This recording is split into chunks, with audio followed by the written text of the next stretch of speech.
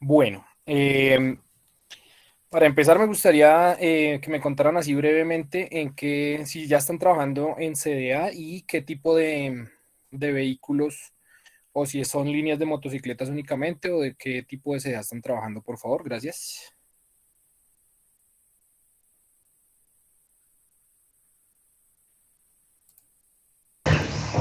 Motocicleta. Perfecto.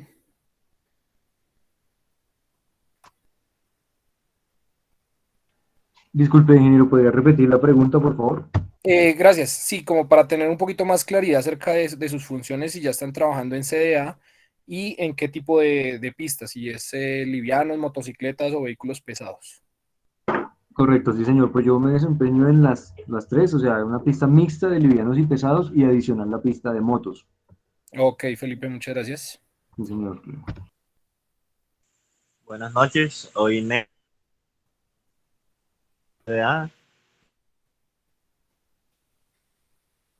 Néstor, está un poquito mal la Sao. comunicación. Ok, ok, ya te escuché. Listo, perfecto. Entonces, el módulo del día de hoy es acerca de vehículos híbridos y eléctricos. Entonces, ya les voy a compartir mi pantalla. Me confirman, por favor, si ya la están visualizando. Sí, señor, ya está en pantalla. Listo, perfecto. Bueno, entonces, vamos a hablar de movilidad eléctrica en este módulo. ¿Qué es la movilidad eléctrica?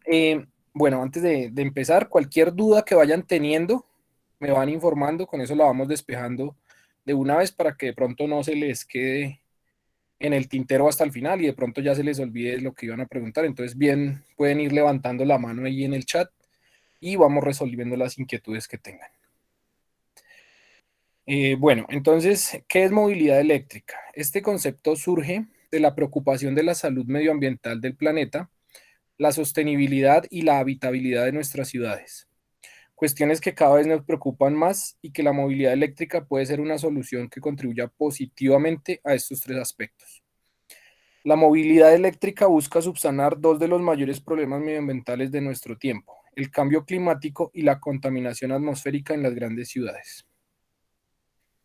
Hay un aspecto importante para resaltar en el tema de la movilidad eléctrica principalmente, y es, digamos, poner un poquito en contexto respecto al tema medioambiental. Digamos que son vehículos los vehículos 100% eléctricos son vehículos que obviamente no emiten ningún tipo de contaminación durante su vida útil, llamémoslo de esta manera, pero esto no quiere decir que no se genere, digamos, un impacto ambiental en dos fases, principalmente en su construcción hay un consumo energético, un consumo de agua, una utilización de recursos naturales y al final de su vida útil, también digamos que la disposición final de tanto de sus componentes, digamos, de recambio, sus llantas, algunos de sus fluidos y la disposición final incluso de las mismas baterías y componentes que en algunos casos no son reutilizables o no son reciclables, va a generar una contaminación. Entonces, primero que nada, dejando esa claridad que aunque sí, obviamente, el impacto se reduce, es que durante su vida útil no va a contaminar, a diferencia de un vehículo de combustión interna, el cual genera contaminación desde que se fabrica, durante toda su vida útil y al final de su vida útil. Entonces, digamos que ese lapso de tiempo de su vida útil es la diferencia, por decirlo así, que hace la movilidad eléctrica. Vamos a ver un poquito acerca de este tema de la movilidad eléctrica, el cual incluso cuando hace poco recibí una capacitación, no sabía el tema de que los vehículos eléctricos datan de hace tanto tiempo. Entonces aquí en esta línea de tiempo podemos ver que en el año 1832 ya hubo un primer intento, digamos, de generar movilidad. Ingeniero, no se está viendo la línea de tiempo. A ver, me devuelvo. ¿Están visualizando ahí? Solo se está viendo el vehículo donde dice tecnologías híbridas y eléctricas, Ahí pero no tienes ampliada la presentación ni... espérame, es algo así. ¿Así la ven? Ahí, Ahí sí. Ok, Pero entonces tendrías que ampliarla ahí en la parte de abajo para que se vea toda la diapositiva. Ahí al lado, en esa línea de naranja que tienes donde lo estás ampliando, ahí hay una parte, la siguiente, el primer icono donde se puede ampliar la diapositiva.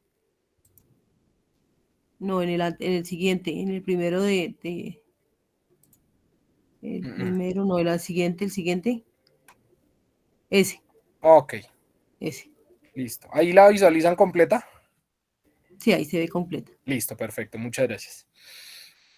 Bueno, entonces, retomando, en el año 1832 hubo un primer intento de movilidad eléctrica, esto tanto en Francia como en Alemania, con por decirlo así, un tipo de carruaje con motorización eléctrica. En 1897, en Estados Unidos, también se intentó, digamos que introducir este tipo de movilidad con algunos intentos de vehículos con motorización eléctrica. En 1906 en Suiza lanza una línea de buses de turismo con una autonomía de entre 60 y 100 kilómetros y una velocidad promedio de 25 kilómetros por hora. En 1920 se dan otros avances tecnológicos en el mercado eléctrico y se minoriza casi hasta desaparecer, porque digamos que ya en esta época hubo un boom muy grande de la explotación del petróleo, entonces digamos que los motores de combustión interna entraron con gran auge. En 1970 reaparece, digamos después de 50 años, el coche eléctrico, pero en muy pequeña escala, más digamos como a manera de algunos ensayos y experimentos. En el año 96, General Motors lanza el vehículo eléctrico experimental número 1.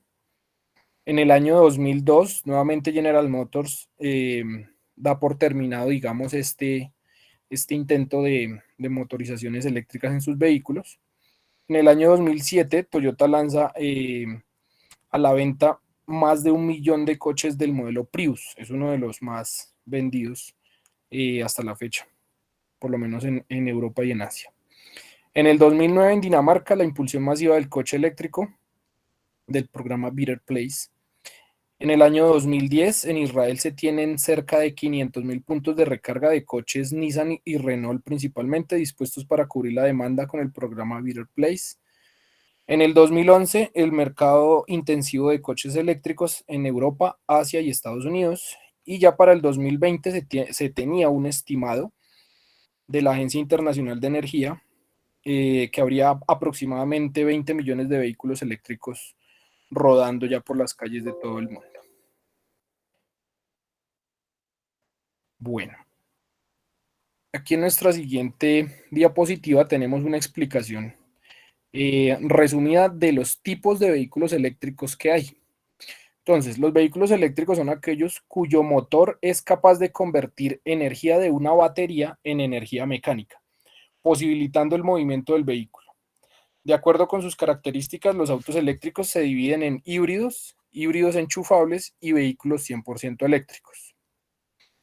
Entonces, los vehículos híbridos básicamente tienen la característica de que cuentan con un motor de combustión interna, un paquete de baterías recargables, un motor eléctrico y generalmente cuentan con sistemas de frenos regenerativos para aprovechar, digamos, ese sistema para cargar las baterías. Pero digamos que la carga de las baterías es netamente proporcionada por el motor de combustión interna, sistemas, por ejemplo, como volantes de inercia, y no tiene la posibilidad de conectarse a una red eléctrica. La siguiente clase de vehículos son los vehículos híbridos enchufables, los cuales, como vemos en la gráfica, tienen la posibilidad de recargar los paquetes de baterías. Aparte de que el motor de combustión realiza esta función, se pueden conectar a la red eléctrica domiciliaria o de servicio público en las electrolineras. Y los vehículos eléctricos de 100%, digamos, eléctricos, que son vehículos que no cuentan con ningún tipo de motorización de combustión interna y dependen netamente para la recarga de sus baterías de la conexión a la red eléctrica. Entonces, aquí vamos a ver unos esquemas bastante, digamos, básicos y resumidos de cómo es el funcionamiento del sistema de carga y regeneración de energía y de cómo entregan también igualmente la potencia. Entonces, empezando con el vehículo eléctrico híbrido enchufable, vemos aquí en la gráfica que tiene su motor de combustión interna en la parte delantera normalmente. Tiene un sistema de recuperación de energía de los frenos regenerativos que aportan una cierta cantidad de energía para que se aproveche para cargar las baterías. No es que, digamos, ese porcentaje sea muy significativo, pero sin embargo sí ayuda un poco en conservar o recuperar un poco la carga de las baterías.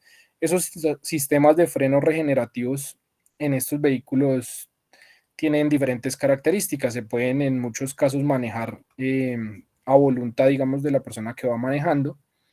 Se activa con un botón, entonces se ponen los frenos en modo regenerativo para que, por ejemplo, cuando se está bajando una pendiente, una cuesta prolongada, se aprovecha, digamos, el mecanismo de frenado para estar transmitiendo algo de carga en las baterías.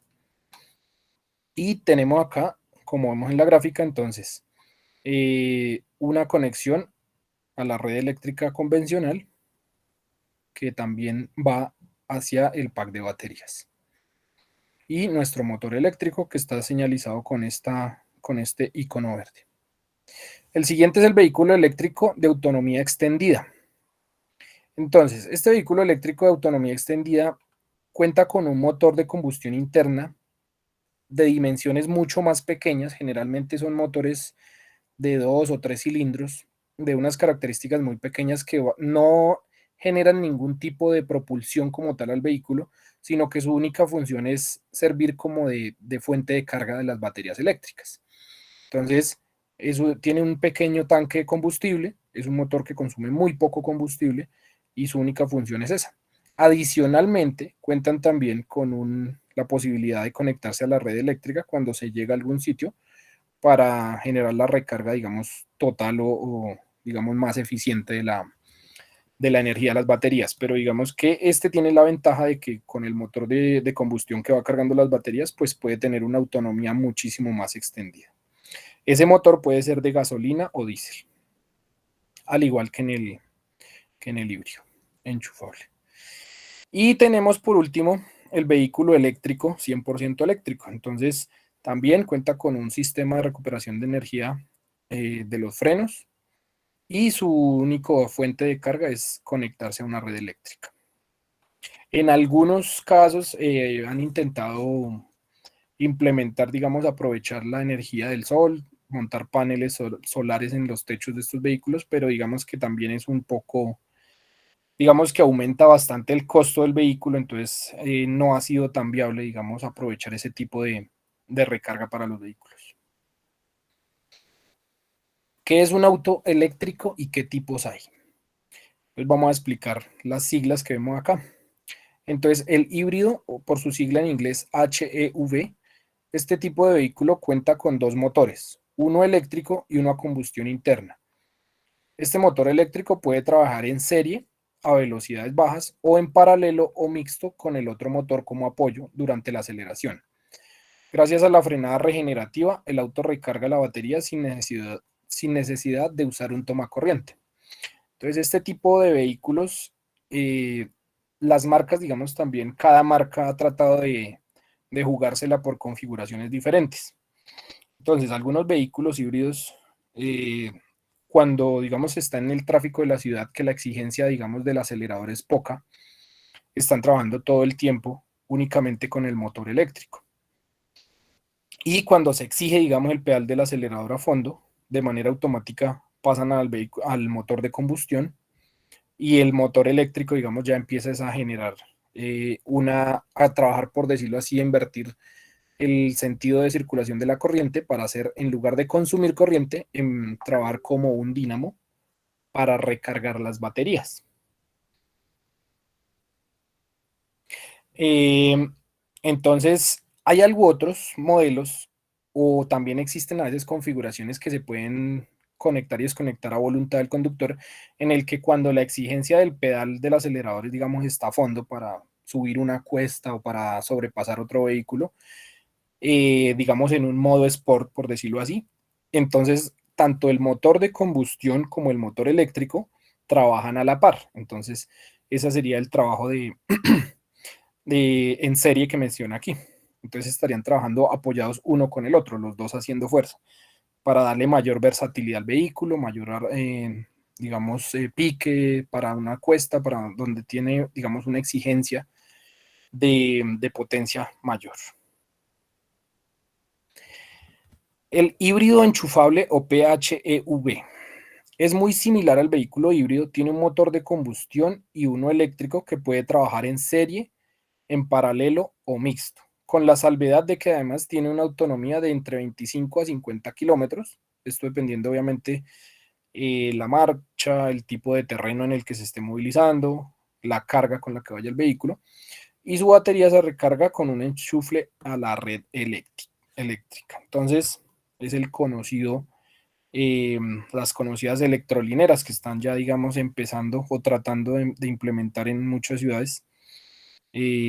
Aquí, por ejemplo, en Medellín hay bastantes ya, y de hecho está el gobierno tratando de implementar que en los centros comerciales y en todos los sitios, en las bombas de gasolina, tiene que haber un determinado número de estas electrolineras, precisamente porque como cada vez son más este tipo de vehículos en el mercado, tiene que asimismo la infraestructura irse acomodando a brindarle a la gente, digamos, la posibilidad de tener carga para estos vehículos en cualquier parte que se encuentre.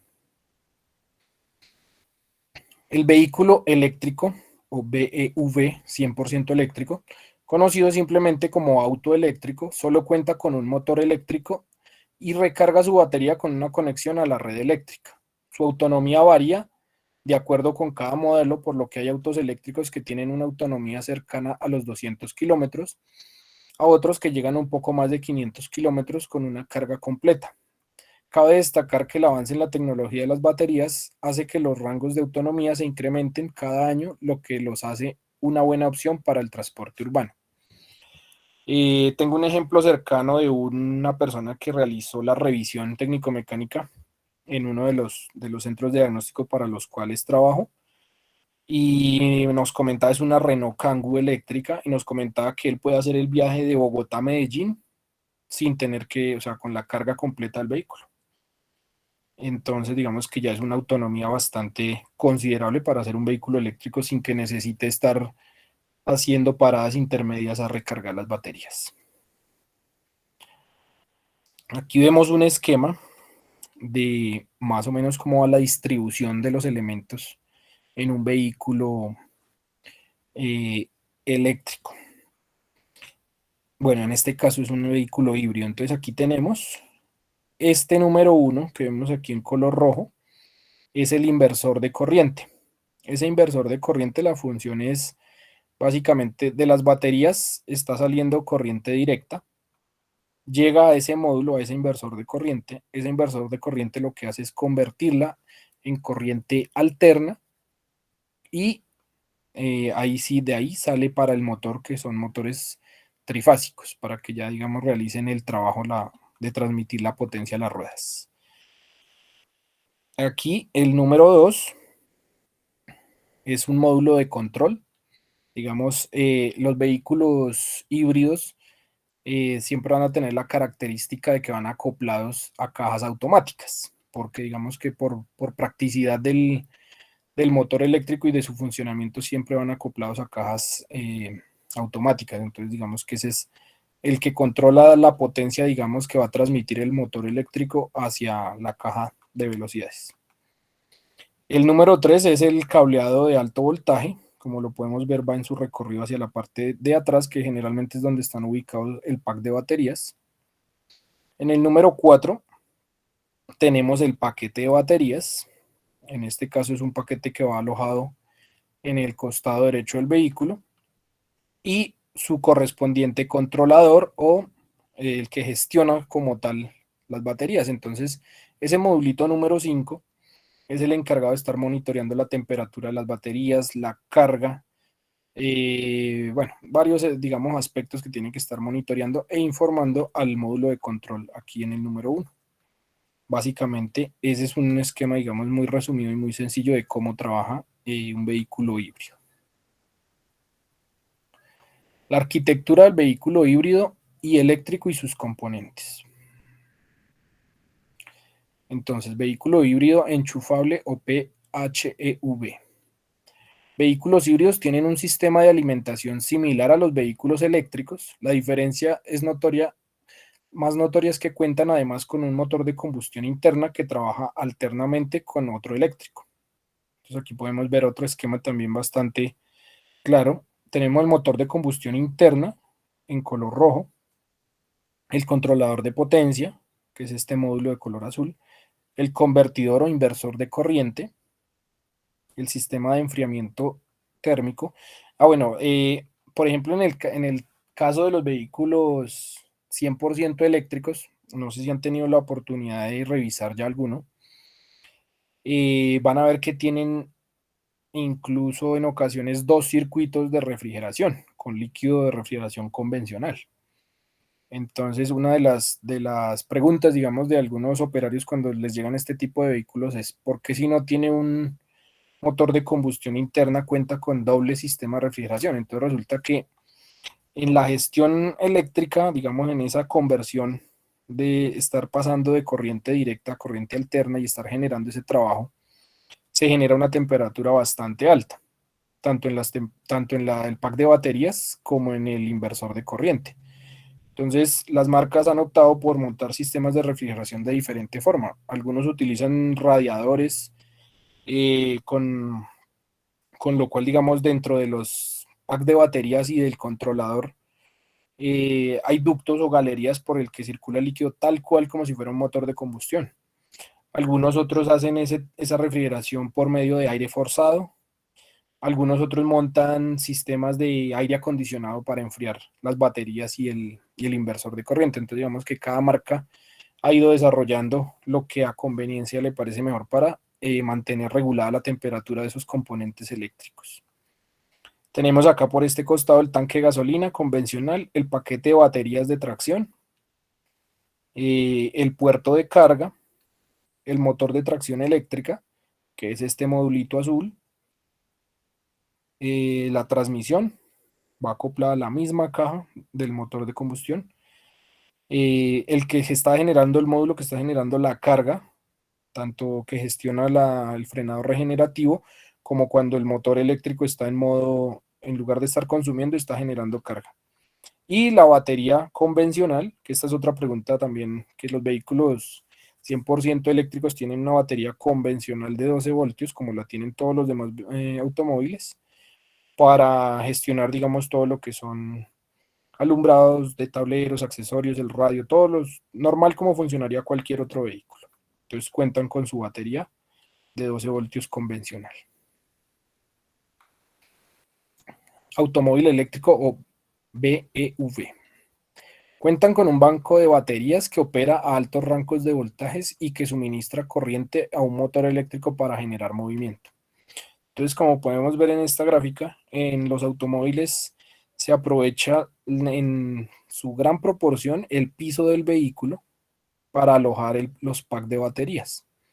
Digamos que esa es una gran ventaja de los vehículos eléctricos porque eso hace que el centro de gravedad de esos vehículos sea muy bajo, lo que hace que el vehículo sea muy estable y se aprovecha todo el piso del vehículo para alojar esas baterías.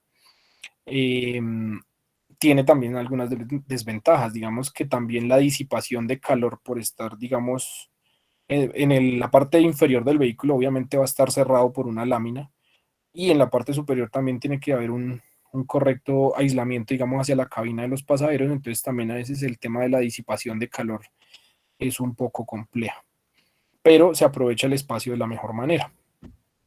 Entonces aquí tenemos el motor de tracción eléctrica, en estos casos en los vehículos que son 100% eléctricos, el motor de tracción es un poco más grande que en los híbridos porque obviamente solamente depende de ese motor para realizar el trabajo de tracción.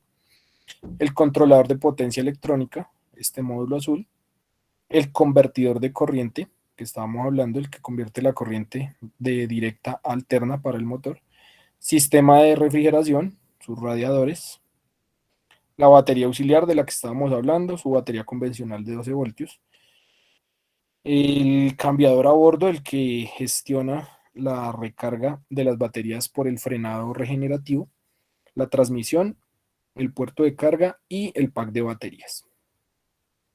Entonces, básicamente ese es el esquema de un vehículo eléctrico. En cuanto a, digamos, cuando un vehículo eléctrico sufre algún tipo de accidente o choque, existen unos protocolos especiales para los cuerpos, digamos, que realizan el rescate, los bomberos y los organismos de emergencia, porque un vehículo eléctrico, al sufrir un choque, digamos que no pueden llegar a cortar, por ejemplo, la estructura del vehículo para hacer el rescate de las personas por cualquier punto, sino que tienen que seguir unos protocolos específicos porque pueden llegar a sufrir una descarga eléctrica. Entonces, digamos que ese también es uno de los nuevos riesgos, por decirlo así, de esa movilidad eléctrica. Tenemos en este esquema el vehículo híbrido. Entonces lo vemos un poquito más detallado. La disposición del motor de combustión, normal, convencionalmente, la batería de accesorios, el inversor de corriente, como vemos la ruta aquí del cable naranja que viene desde el pack de baterías de alta tensión, y aquí viene el ducto de combustible que alimenta el motor desde el tanque, la transmisión, que es la misma para la potencia que transmite el motor de combustión, y el eléctrico. Básicamente ese es el esquema. Entonces, como podemos ver, se alterna. Cuando está trabajando, digamos, ahí hay un, por decirlo así, un doble embrague que engancha la potencia del cigüeñal del motor de combustión, y alternadamente, cuando se desacopla, entonces entra a trabajar el motor eléctrico sobre la misma transmisión. Bueno, aquí tenemos otro esquema.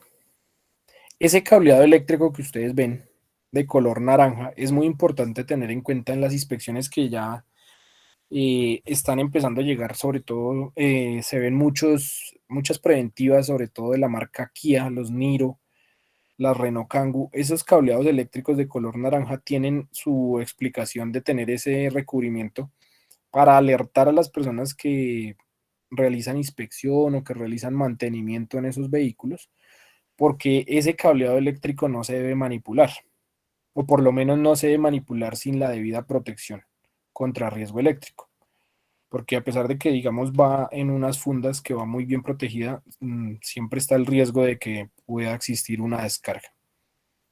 Entonces, como podemos ver acá, está el pack de baterías. Todo el piso es aprovechado para alojarlo. En este caso, como les mencionaba, está instalado un pequeño panel solar que también, digamos, brinda una pequeña recarga para esas baterías, el controlador electrónico y la transmisión y el motor.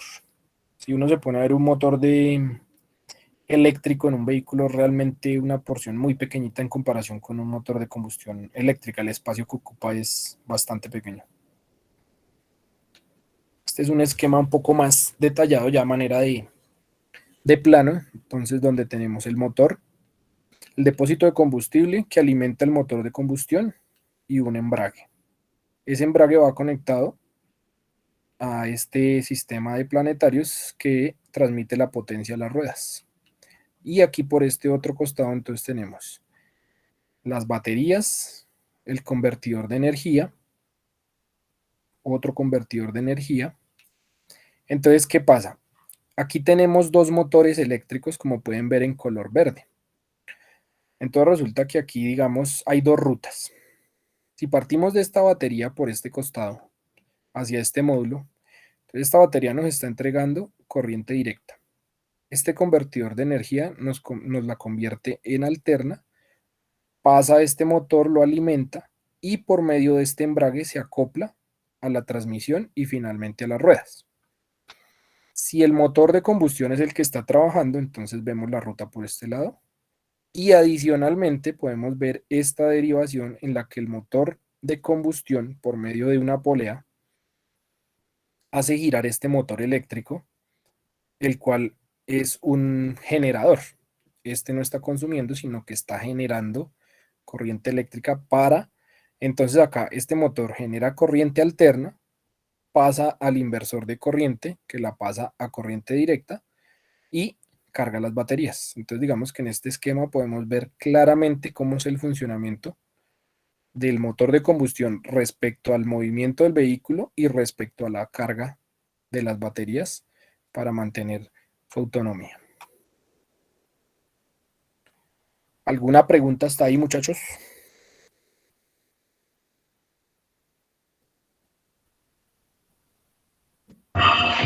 No, señor, vamos bien. Perfecto.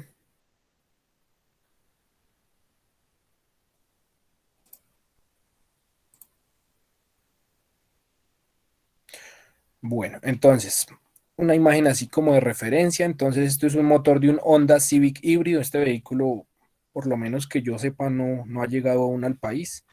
Pero entonces aquí podemos ver la disposición de cómo funciona. Entonces, tenemos el motor de combustión de manera transversal al vehículo. Acá en medio, esta partecita, no sé si están viendo el cursor, esta partecita pequeña es el motor eléctrico y aquí al final está ensamblado a la transmisión. Y ya de ahí obviamente se deriva hacia las ruedas del vehículo. Bueno, entonces este es el esquema del despiece de un motor eléctrico. Entonces tenemos un volante de inercia, como les mencionaba. Estos volantes de inercia son bastante útiles en los motores eléctricos porque una vez el motor, digamos, sale de funcionamiento porque, por decir algo, entró a trabajar el de combustión o simplemente, por ejemplo, vamos en una cuesta, en una bajada, ese volante de inercia está generando movimiento dentro del motor y ese movimiento nos está generando una carga de regreso hacia las baterías. Entonces es un elemento bastante importante. Tenemos un disco de embrague, nuestra prensa convencional, un actuador. Este actuador lo que haría sería las veces de lo que hacemos nosotros con el pedal del embrague como tal. De hecho, por ejemplo, el vehículo, el Hyundai Ioniq, viene con ese sistema. Así como lo estamos viendo acá, viene el Hyundai Ioniq. Tiene un actuador para accionar el embrague. Y de hecho tiene una caja mecánica, pero robotizada. O sea, ese vehículo no tiene caja automática como tal, pero los cambios se realizan de manera electroasistida. Listo, entonces vamos ya aquí a la carcasa como tal, que envuelve el motor, el embobinado y el inducido, los cables por los que se realiza la alimentación al embobinado, el estator o la corona y el rotor. Básicamente como cualquier otro motor eléctrico de un taladro, de cualquier otro de los que conocemos. La única diferencia es que obviamente estos motores ya no utilizan, como en los electrodomésticos, digamos, de última tecnología, que ya no utilizan escobillas. Son motores sin escobillas, entonces son mucho más eficientes. Aquí tenemos un esquemita de cómo funciona la inducción magnética en esos motores, o como en cualquier otro motor eléctrico. Entonces está generando una entrada de corriente a cada uno de los embobinados o de los enrollamientos de cobre, y eso hace que se esté generando el campo magnético y el rotor genera el giro, obviamente genera una potencia muy alta.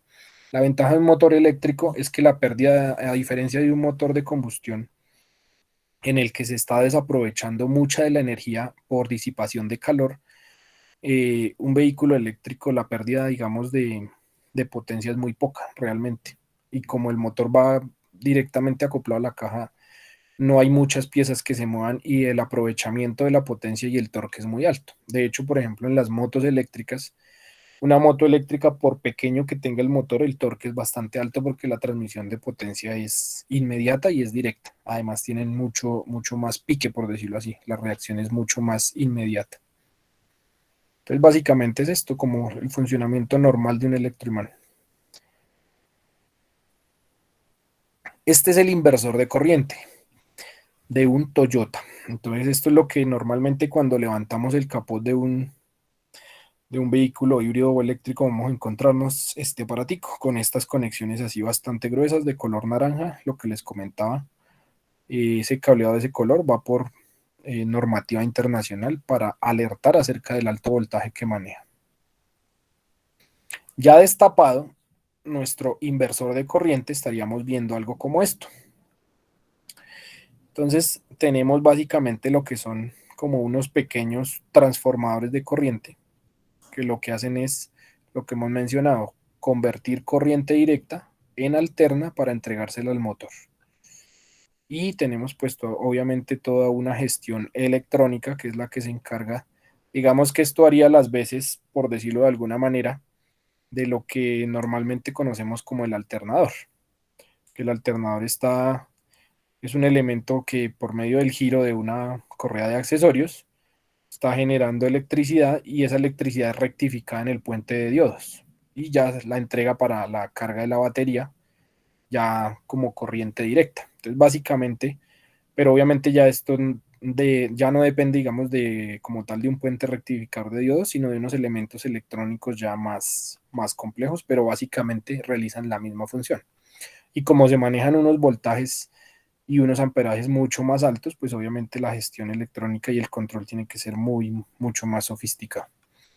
Entonces el inversor de corriente básicamente su función es transformar la energía almacenada en la batería en corriente continua, de corriente continua a corriente alterna.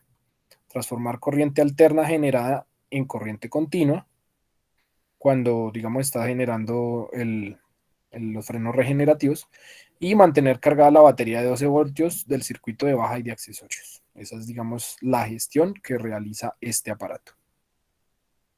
Aquí podemos ver unas imágenes.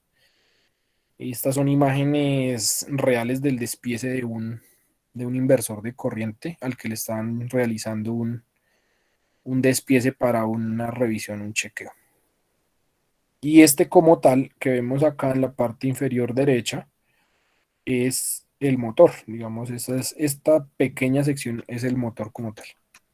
Y aquí tenemos el inversor de corriente en la gráfica que está encima. Bueno, vamos a la batería de tracción de alto voltaje, que funciona tanto para híbridos como eléctricos 100%.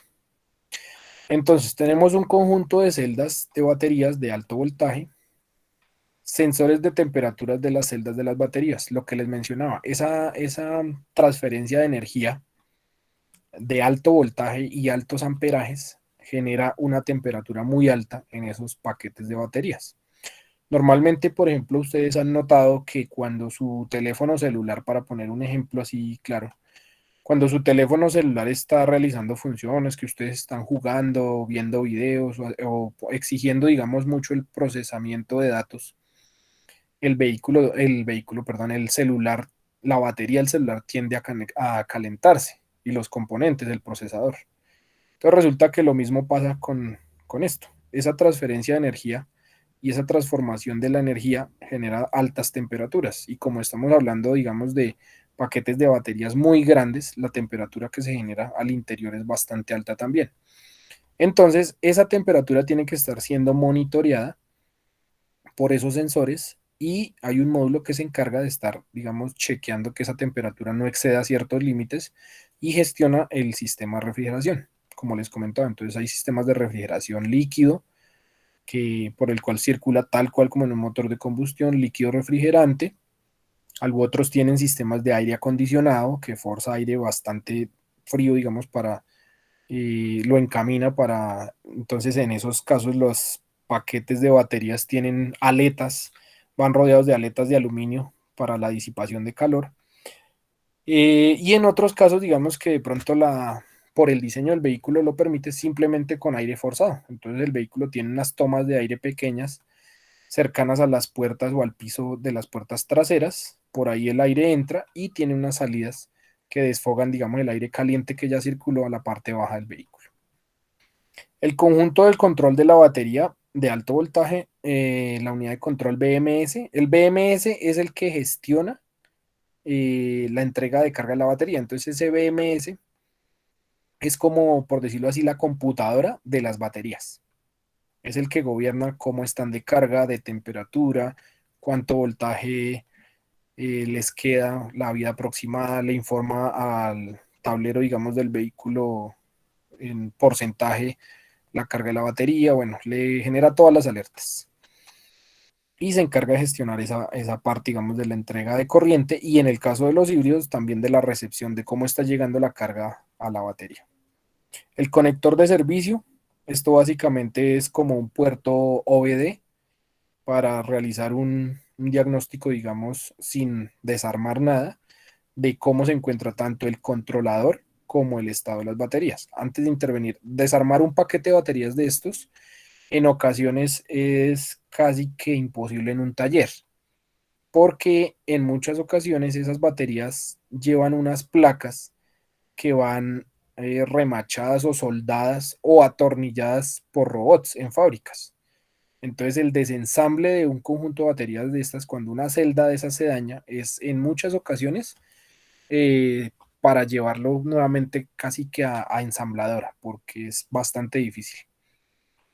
Y vemos aquí el conjunto del electromotor, ventilador de refrigeración de la batería. Entonces, aquí estamos viendo este conjunto de elementos que está, por ejemplo, en este caso, generando o ayudando mejor en la refrigeración de ese paquete de baterías. Aquí podemos ver el despiece o la estructura de los paquetes de baterías.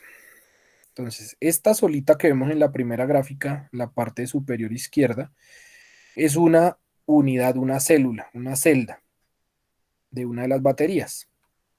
Y aquí en la gráfica de abajo podemos ver cómo están ensamblados esa cantidad de paquetes de baterías. Como ellas van colocadas en serie, los voltajes entonces se van sumando.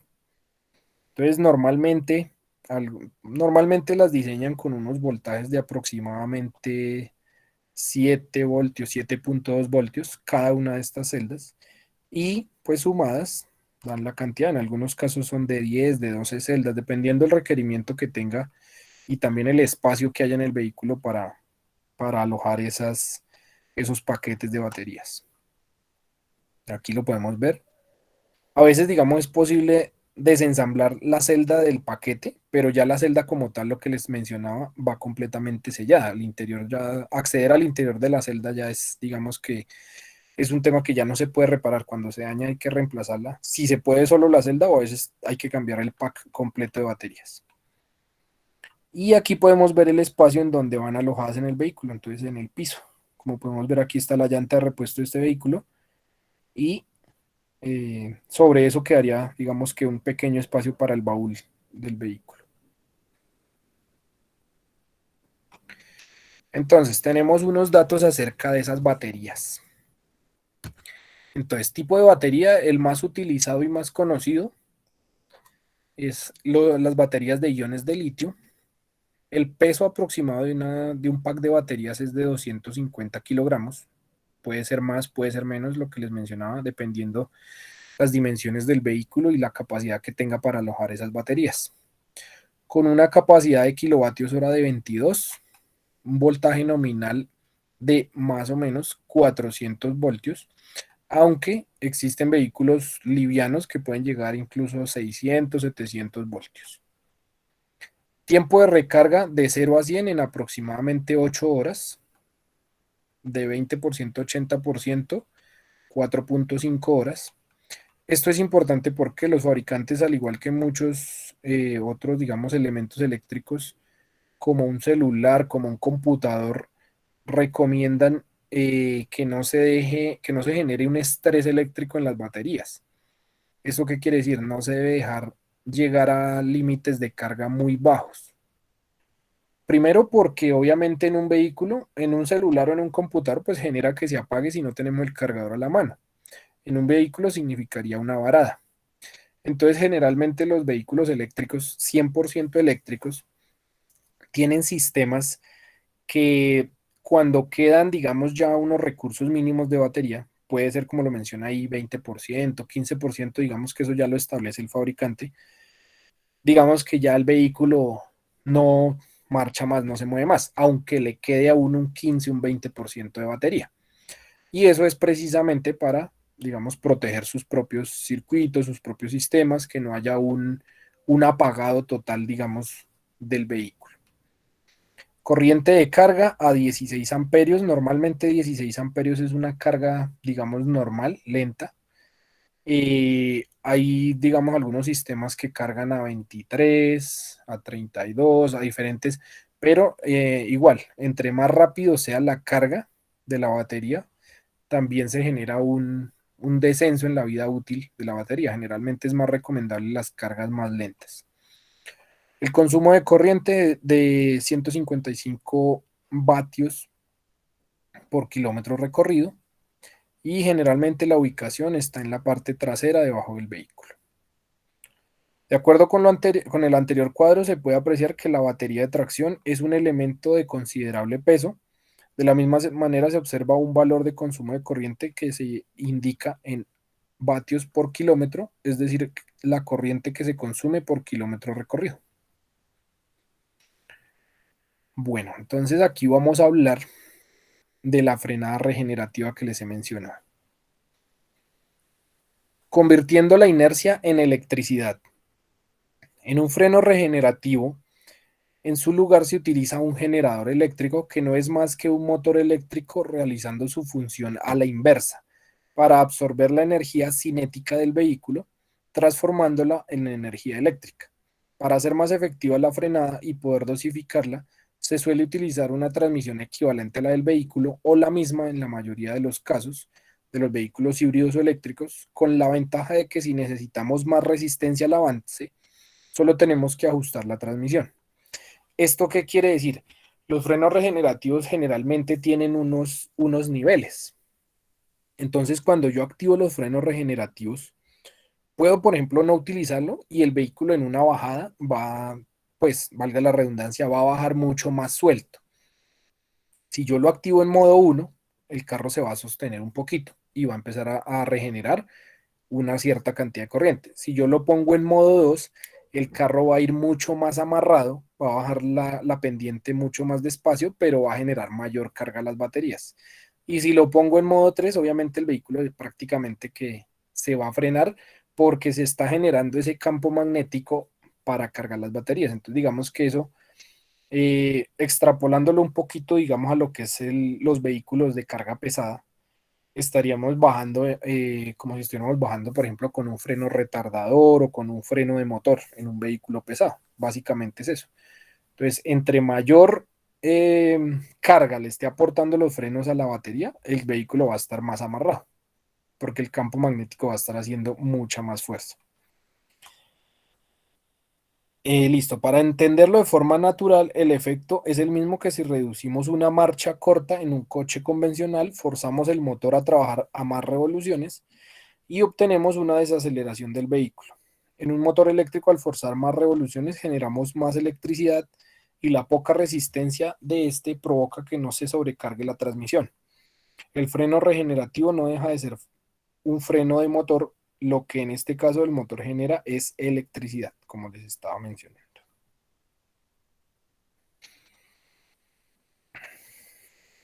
Baterías de litio-ion. Vamos a hablar del tema de las baterías, que es bastante importante en este aspecto.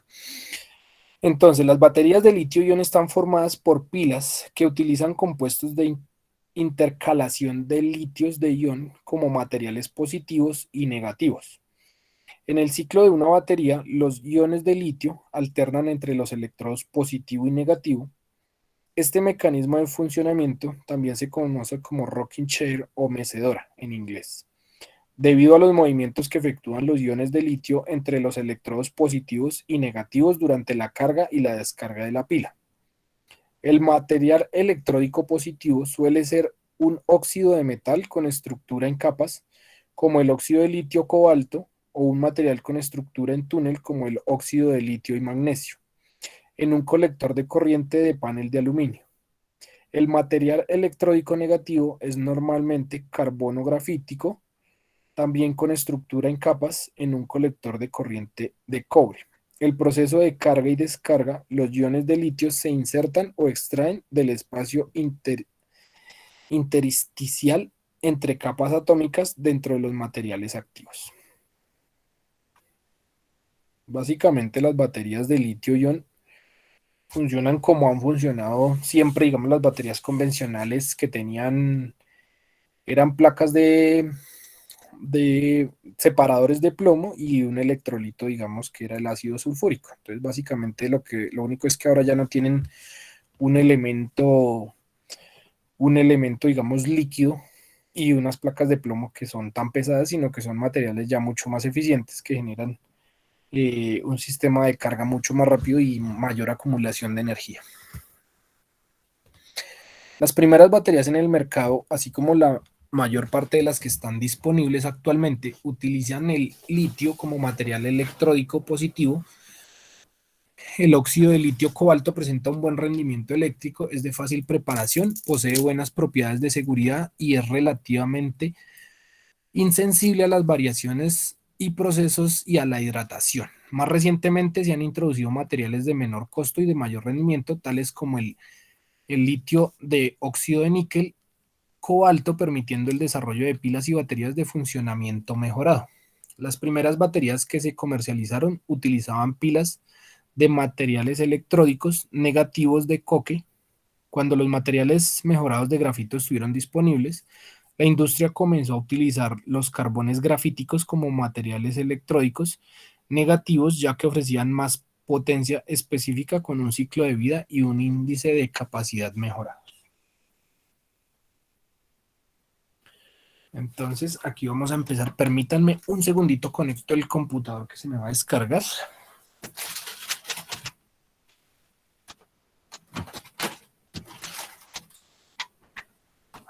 Bueno, entonces las baterías más conocidas que hemos visto toda la vida, las baterías de plomo ácido.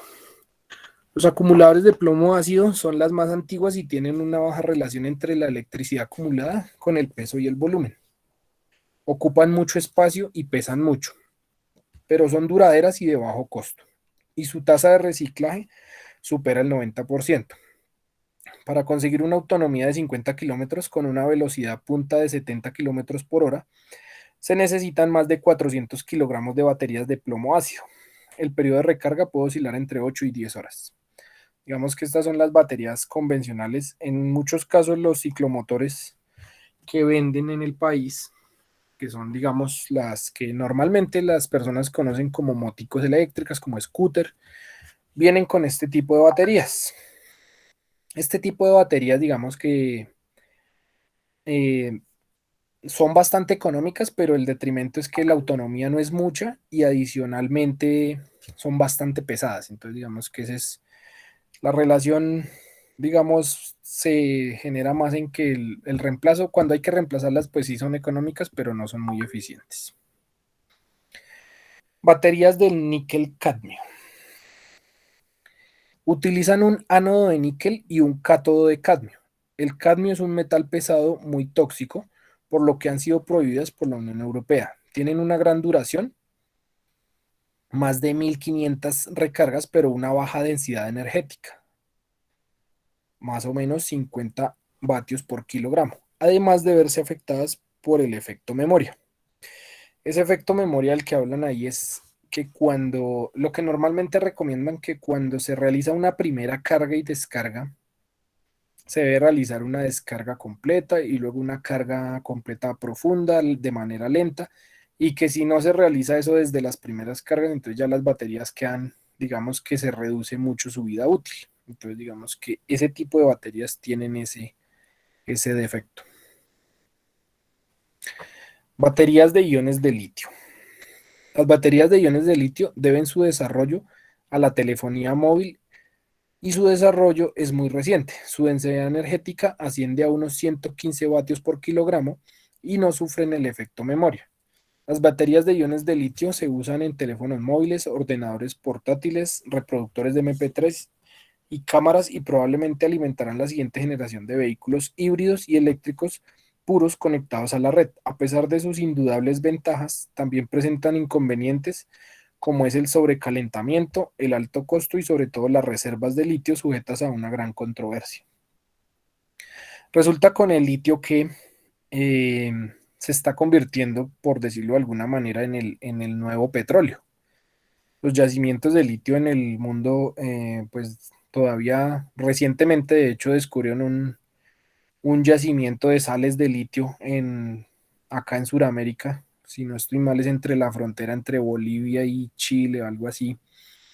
Entonces resulta que esa pelea ahora por la extracción del litio y por su aprovechamiento, digamos que es el nuevo combustible para la motorización, digamos, de los vehículos eléctricos. Entonces, digamos que eso está generando que también el costo se incremente y pues por ende el costo final de los vehículos pues también se va a ver afectado. Baterías de polímero de litio. Es una tecnología similar a la de los iones de litio, pero con una mayor densidad de energía en un diseño ultraligero, muy útil para equipos ultraligeros y una tasa de descarga superior.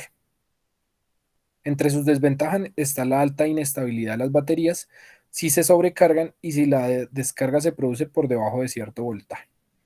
Entonces digamos que es básicamente también a base de litio, el material digamos es el mismo, pero la estructura como tal digamos en la que está constituida la batería cambia.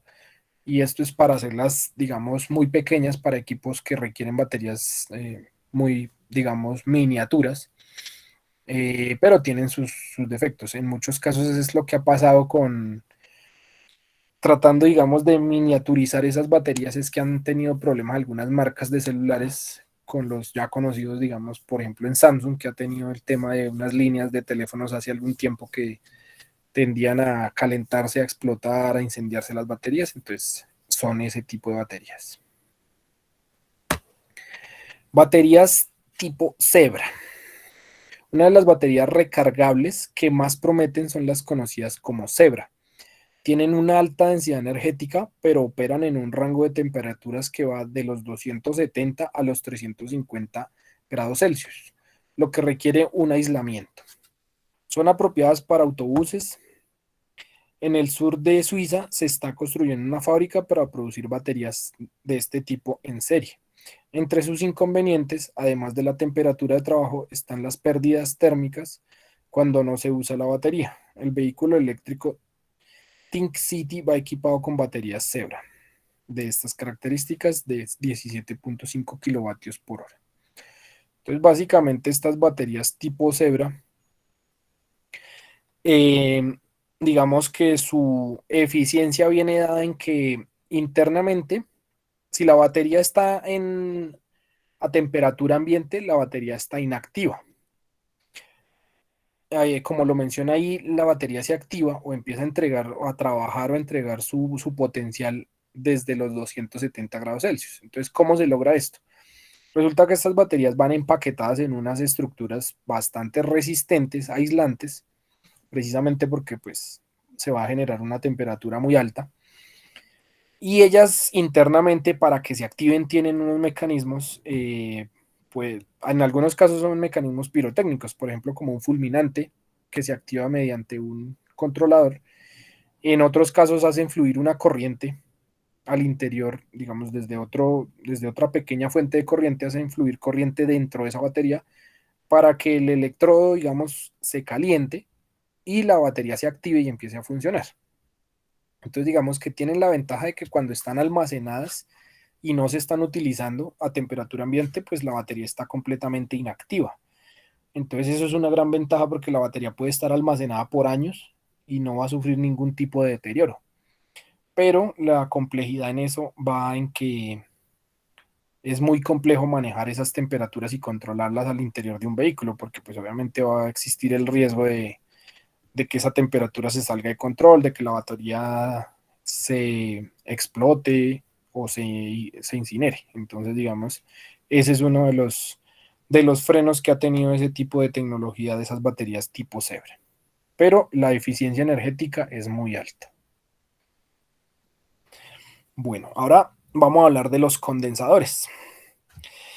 Los condensadores de alta capacidad. La mayoría de las personas podría pensar que los vehículos eléctricos son la respuesta al problema de transporte sostenible, pero no hay que olvidar que aunque quedan muchos escollos por superar para que la electromovilidad comience a ser una realidad en nuestro día a día, una de las dificultades por solucionar son las baterías, ya que estas hoy en día no son rival para los coches convencionales entre otros motivos por su reducida autonomía y por los escasos puntos de recarga para los vehículos eléctricos.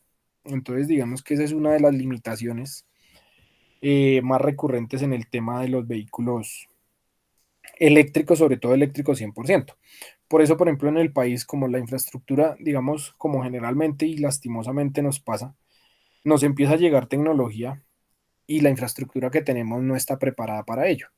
Entonces, digamos que las ventas de vehículos híbridos han ido mucho en aumento porque obviamente es una tecnología que es como esa transición entre los motores de combustión reforzados o acompañados de ese componente eléctrico, pero los vehículos eléctricos sí tienen unas limitaciones desafortunadamente en el país porque no hay sitios de recarga.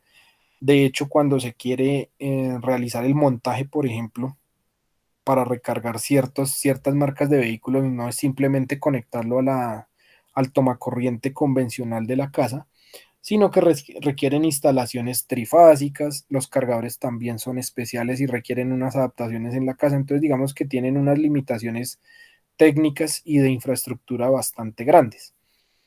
Entonces digamos que esa es la limitación y digamos que también es un país en el que la geografía, las distancias que se requieren recorrer son bastante grandes. Hay muchas zonas rurales en donde obviamente no va a haber la posibilidad de recargar, entonces todas esas condiciones hacen que los vehículos eléctricos en nuestro país estén muy limitados, por ejemplo, al tema de que se movilicen únicamente en perímetros urbanos. Se ven, digamos, mucho iniciativas de algunas empresas para empezar a utilizar estos vehículos para el reparto de mercancías, pero son aplicaciones, digamos, muy específicas y muy limitadas. Entonces, digamos que el país todavía no está como preparado para dar ese paso así muy en el corto plazo para la movilidad 100% eléctrica. Entonces, volvemos al tema de los condensadores. Estos condensadores que están tratando de desarrollar de alta capacidad son unos dispositivos de almacenamiento de energía que, a diferencia de las baterías actuales, pueden almacenar grandes cantidades de energía y pueden soportar una gran cantidad de ciclos de carga y descarga sin degradarse, lo cual se traduce en una vida más larga y que no necesita ser reemplazados con tanta frecuencia. Además, los condensadores de alta capacidad son capaces de capturar y almacenar la energía eléctrica que se genera cuando se frena. Los condensadores de alta capacidad aún están en proceso de desarrollo, siendo el sustituto de las actuales baterías. Si pueden utilizarse con éxito en la electromovilidad, estaremos ante un gran avance para los coches eléctricos y las motos eléctricas. No sé si ustedes hayan tenido la posibilidad alguna vez de destapar algún tipo de aparato electrónico y hayan visto los condensadores. De pronto alguno de ustedes ha curioseado con ese tema.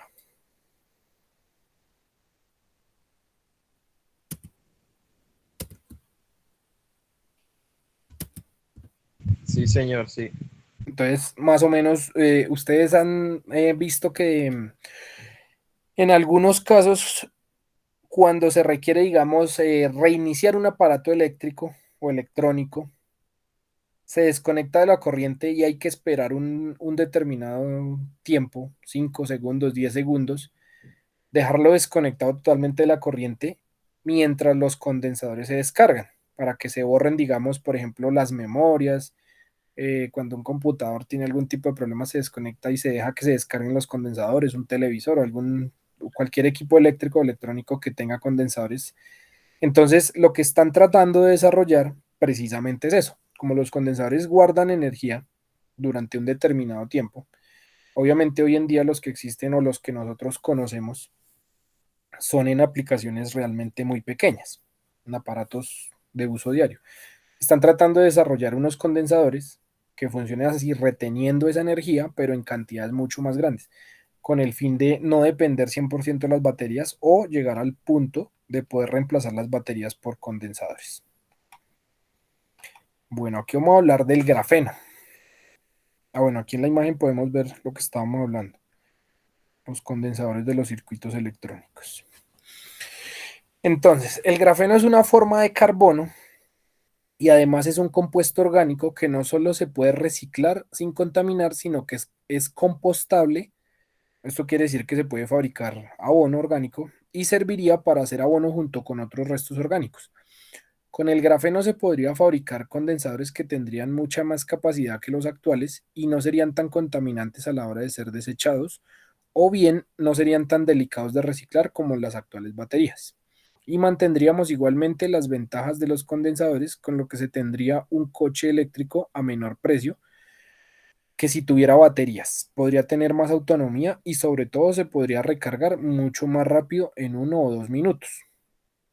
Podemos esperar entonces en la práctica recargar por completo un coche en unos solos minutos. Probablemente no, ya que el resto requeriría potencias de carga excesivamente altas, pero sí podríamos tener recargas parciales a potencia alta, pero asumible, con las que recuperar parte de la autonomía del coche en menos tiempo que ahora. ¿Qué pasa con el grafeno? Resulta que el grafeno lo descubrieron, por decirlo así, eh, en un experimento relativamente sencillo. Resulta que se les dio por curiosear con la mina de un lápiz que está hecho de grafito. Eh, Cogieron el lápiz, hicieron, digamos, normal, como si hicieran escritura sobre una superficie. Cuando uno escribe con un lápiz, lo que está quedando es una película de grafito. Llevado, digamos, a tamaños microscópicos, empezaron a despegar con una cinta esa película de grafito que estaba ahí y a separar esas capas de grafito hasta llegar a dejarlo, digamos, unas láminas muy finas, y ese es el grafeno. ¿Qué pasa con el grafeno?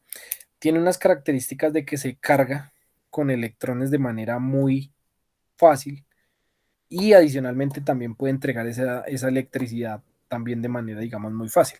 Entonces lo que están tratando de desarrollar es, lo que pasa es que, digamos, imagínense, para hacer una capa de grafeno o de ese grafito de de un espesor tan microscópico y que se puedan poner entre ellos separadores. Entonces digamos que es un tema al que le están trabajando mucho porque es un componente, como lo dice ahí, que no contamina, que es bastante abundante, digamos, en el medio ambiente y que podría dar la solución de que ese grafeno tiene la condición de que si, digamos, se energiza, digamos, se le pone corriente, él se carga de electrones de manera casi que inmediata. Entonces no habría que esperar como con las baterías horas a que se carguen, sino que la carga simplemente energizándola se transfiere de inmediato.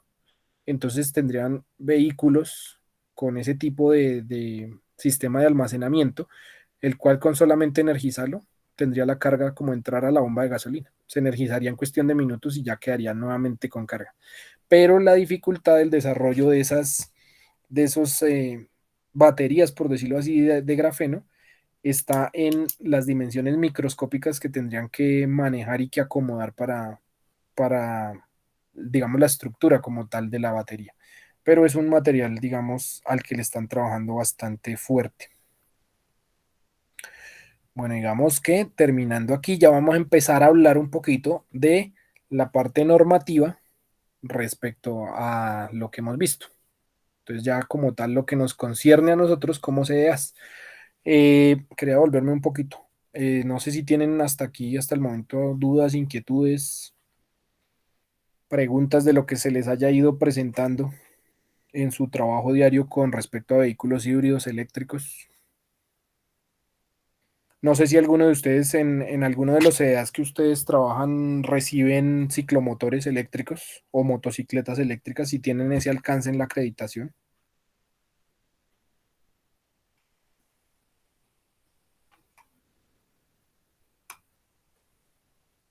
No, No, señor. señor.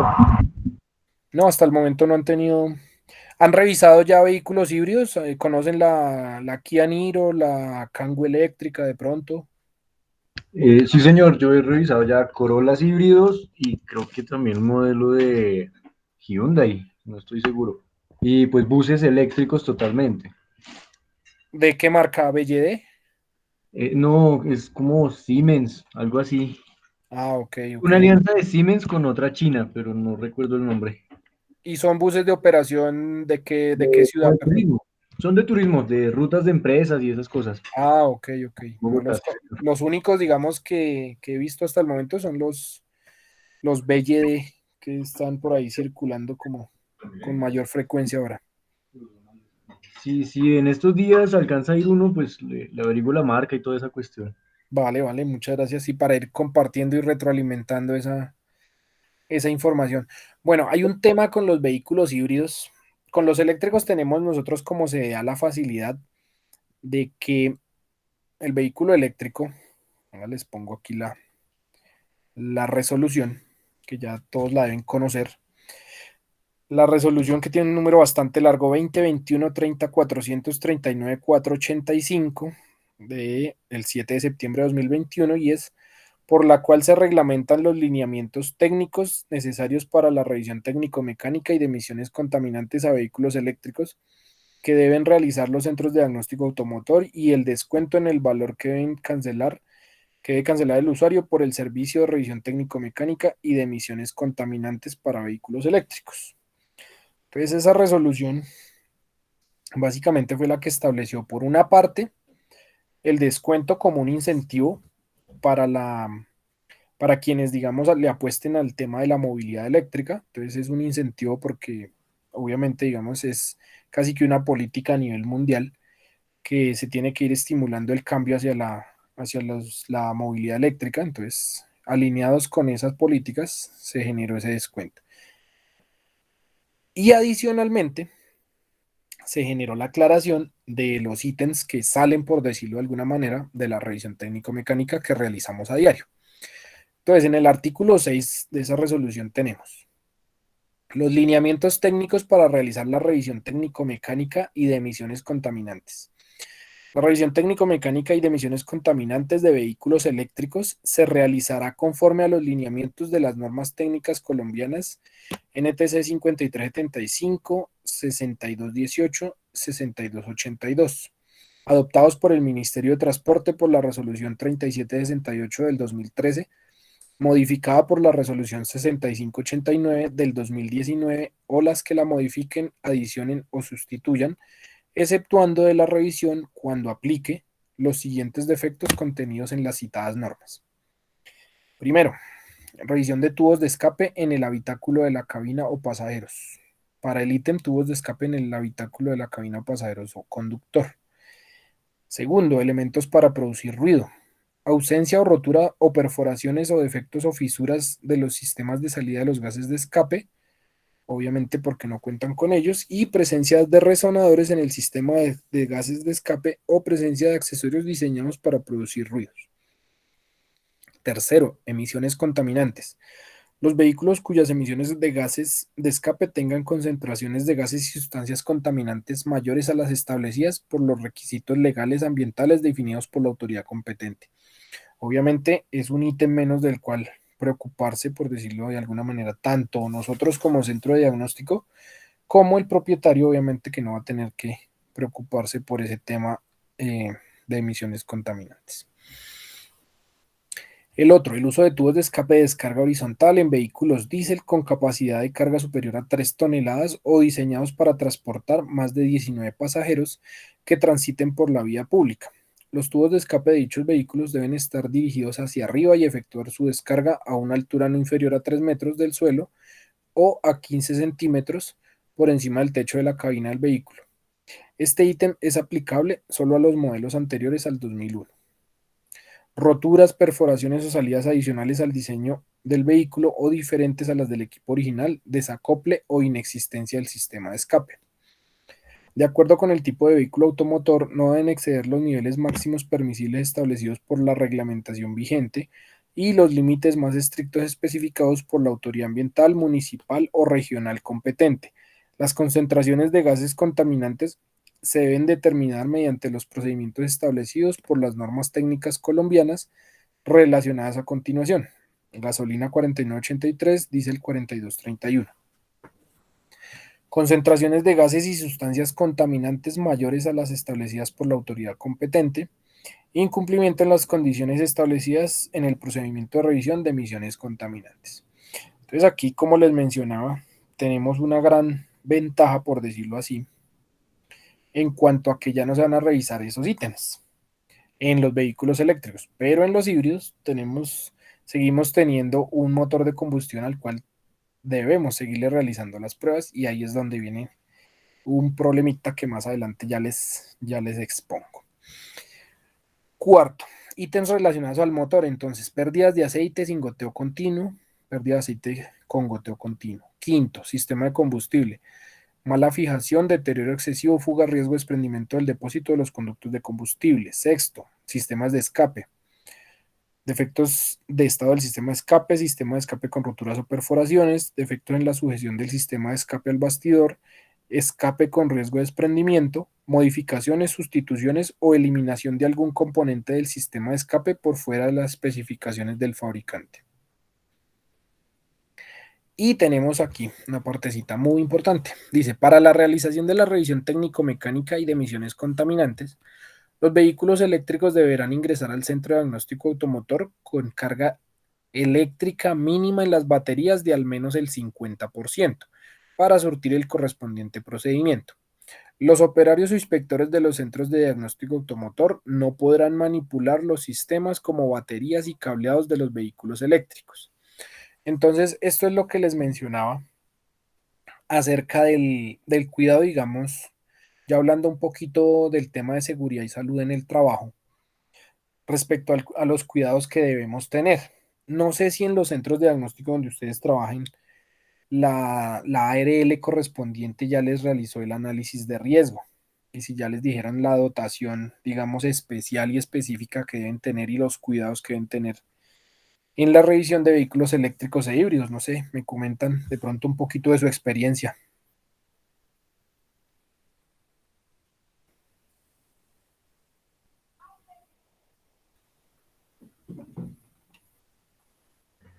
Ingeniero, ¿me repite, por favor? Escuché un poquito entrecortado. Les preguntaba si de pronto en los CEDAS donde ustedes trabajan, la ARL correspondiente ya les hizo la evaluación de riesgo eléctrico y acerca de los EPPs que deben utilizar para la inspección de vehículos híbridos y eléctricos. A nosotros nos han dado pues ya capacitaciones, las instrucciones y pues como explicarnos como los procesos, todo lo que uno debe usar, la reglamentación y pues basarnos por los manuales, pero pues todavía no se ha reglamentado para poder hacer las pruebas en el CDA. Ok, ¿les cambiaron de pronto la dotación? ¿Les adicionaron algo? No, todavía no. Como le digo, únicamente han sido como capacitaciones para, como explicativas de cómo van a ser los procesos cuando se empiece a implementar, qué equipos de protección personal se deben utilizar, pues como el paso a paso para no afectar el vehículo ni afectar pues nosotros, nuestra salud o nuestro riesgo, lo que sea, o los equipos pues, para hacer las pruebas, pero pues Ok, todavía no se ha empezado a implementar. listo. Bueno, les cuento una experiencia que tuvimos en una de las sedes de la empresa en la que trabajo. Resulta que en la última evaluación de ONAC que tuvimos fue una de las no conformidades que nos pusieron. Entonces es como para que también, digamos, tengan ustedes esa información. Resulta que el evaluador de ONAC nos puso la no conformidad precisamente por no contar con los elementos de protección personal adecuados y por no tener en los instructivos bien documentado cómo iba a ser, digamos, la revisión segura de esos vehículos híbridos y eléctricos, porque obviamente tienen un riesgo diferente. Porque puse esta diapositiva aquí porque les quería traer a colación el numeral 6.2 de la ISO 17020 que dice: el organismo de inspección debe disponer de instalaciones y equipos adecuados y suficientes para permitir que se realicen todas las actividades asociadas con la inspección de manera competente y segura. Entonces, donde dice ahí que se realice la inspección de manera segura, ese fue, digamos, el ítem que nos aplicaron. Resulta que no estaba, primero no contábamos con los elementos de protección personal adecuados para riesgo eléctrico certificados. No teníamos documentado dentro de los instructivos de inspección, digamos, sensorial, en la prueba de gases, cómo se iba a realizar de manera segura la instalación, la conexión de los periféricos, la inspección del vehículo y tal. Entonces, esa no conformidad la están poniendo para que les sirva de información. Eso por una parte, digamos, en cuanto a lo que le interesa como tal al CEA. Otra partecita, digamos, que nos hizo recomendación la ARL y que se los dejo como manera de reflexión para ustedes, y es que debemos cuidarnos nosotros mismos en la inspección de estos vehículos, porque finalmente el día que a uno le pasa algún accidente, desafortunadamente, y suena feo decirlo, pero uno para las empresas muchas veces es simplemente un número, una cifra. Si a uno le llega a pasar algo al día siguiente, de pronto lo reemplaza otra persona, lo contratan otro compañero, y realmente uno es importante solamente para su familia. Entonces hay que tener las debidas precauciones cuando se revisan esos vehículos en cuanto a guantes, unos guantes especiales, un equipo de salvamento. El equipo de salvamento ya se los voy a mostrar.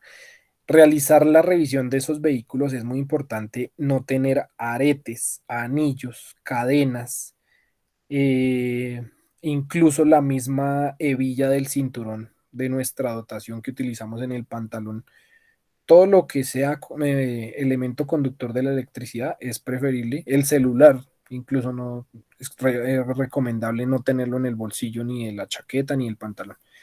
Entonces hay que tener y adoptar, y para que les quede ahí como manera de reflexión, de que vayan trabajándole y de pronto le comuniquen a las personas encargadas de calidad de sus CDAs, de ir documentando, de ir trabajando en ese aspecto. Primero, antes de que de pronto les determinen una no conformidad, y segundo, por el cuidado personal de cada uno de ustedes, porque pues lo primero es la seguridad y la vida.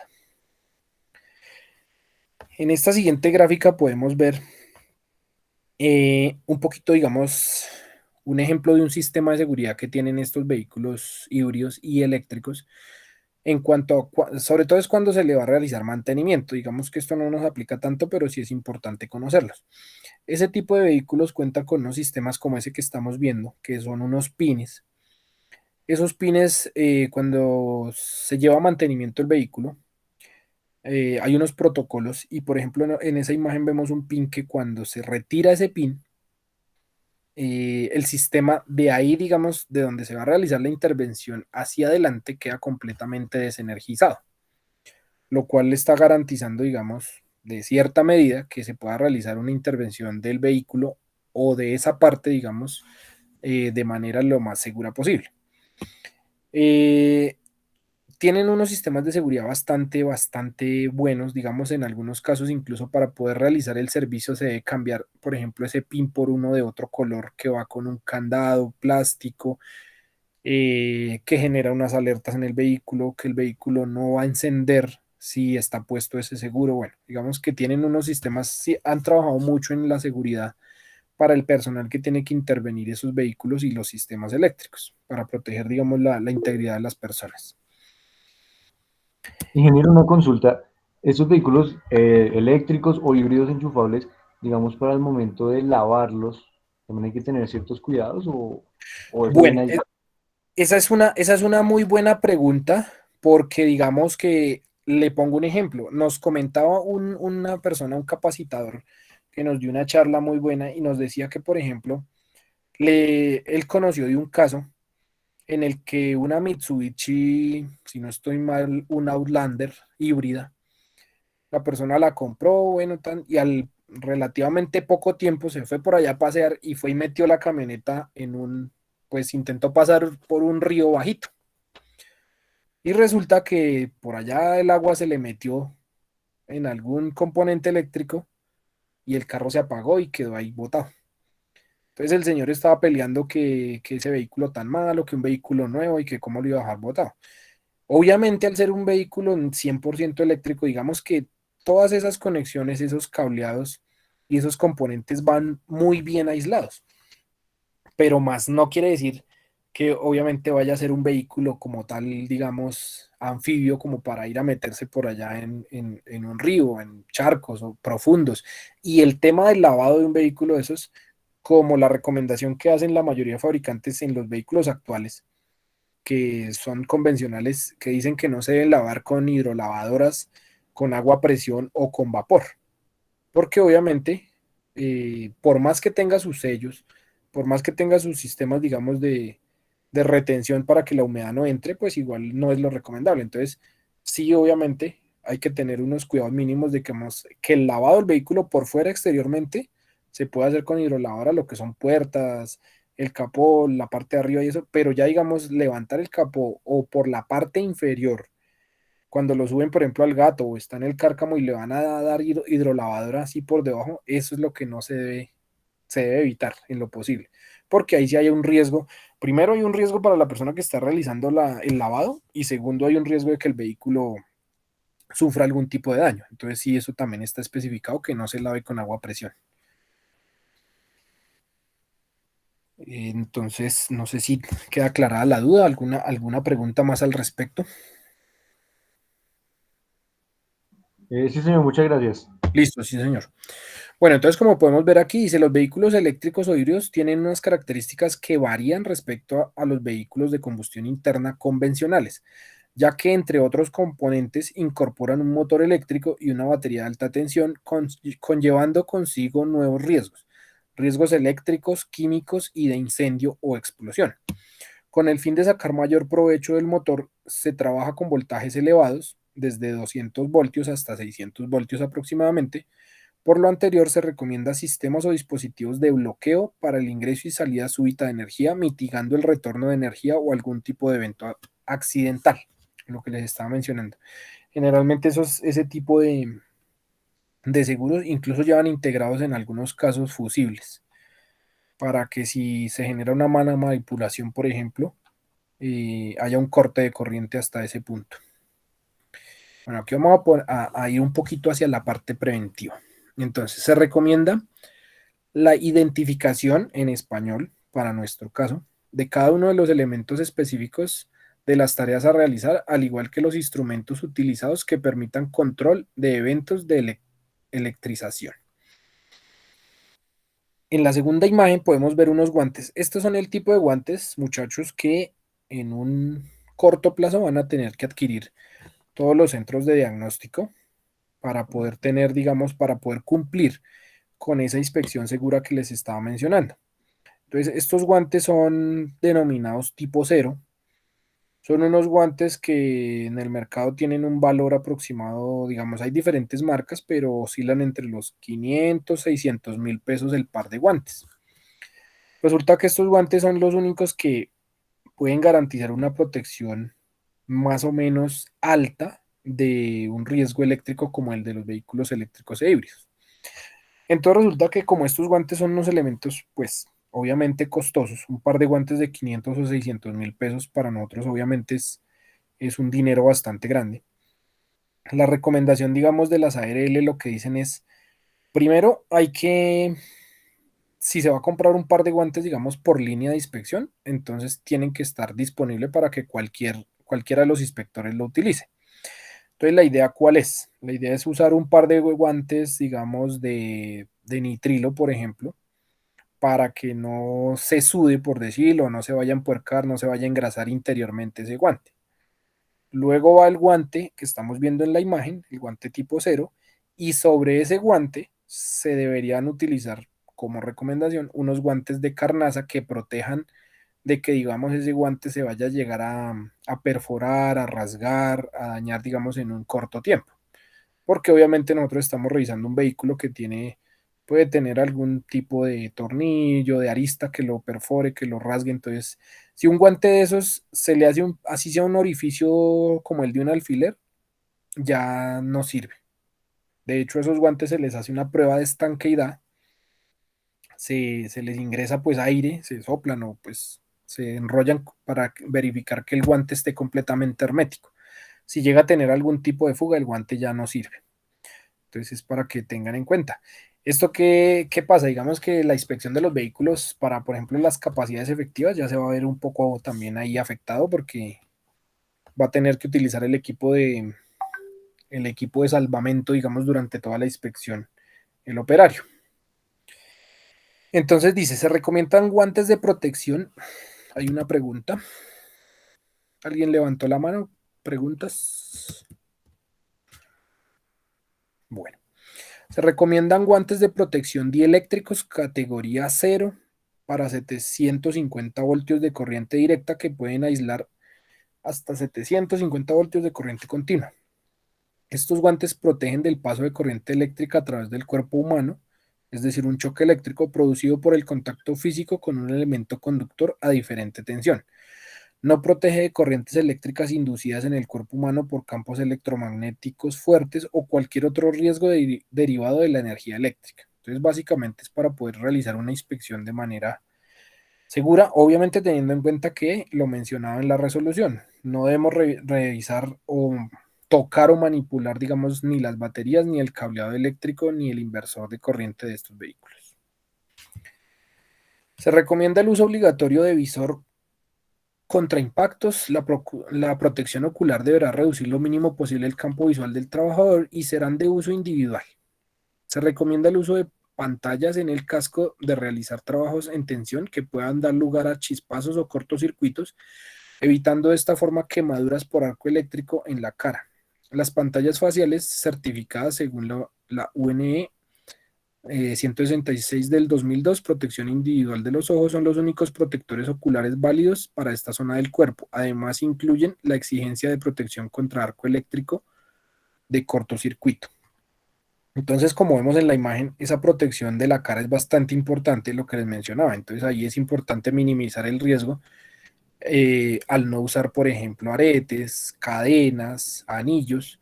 Y, por ejemplo, para las personas que utilizamos gafas, en muchos casos las gafas también tienen un marco metálico y pues las gafas no las podemos dejar de utilizar.